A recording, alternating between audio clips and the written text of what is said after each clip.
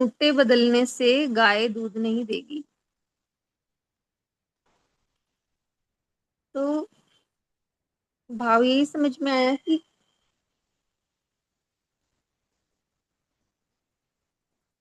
एक ही जगह गाय को बांध के रखें तो वो दूध देती है। बार बार खूंटे बदलते रहें, बदलें, तो गाय दूध देगी, ऐसा नहीं होता। एक ही खूंटे से वो बंधी रहे और वहीं उसको सब कुछ मिलता है खाने को, देखभाल, तो वो वहीं पर ही दूध देगी।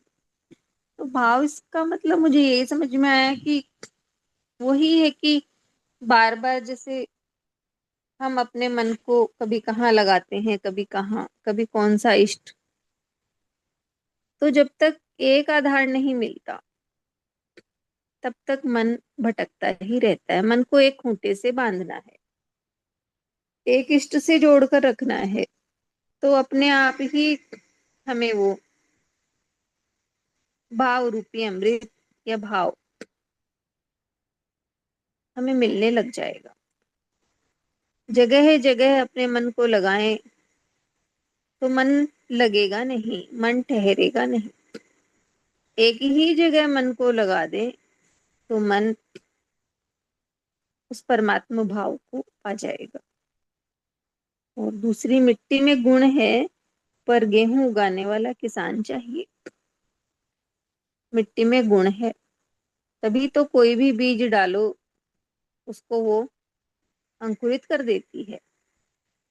कहीं और किसी में पत्थर में लगाओ तो नहीं, पत्थर में वो गुण नहीं कि बीज को अंकुरित कर दे, वो मिट्टी में ही गुण है। लेकिन किसान चाहिए। उसी तरह हर मनुष्य के भीतर में गुण है, लेकिन उनको प्रकट करने के लिए सतगुरु चाहिए। सतगुरु ही हमारे भीतर के गुणों को प्रकट कर देते हैं। संत ही कहते हैं कि तू दीन नहीं, हीन नहीं, तो आनंद सागर की मीन है। तुझमें अवगुण नहीं, तू तो गुणों की खान है।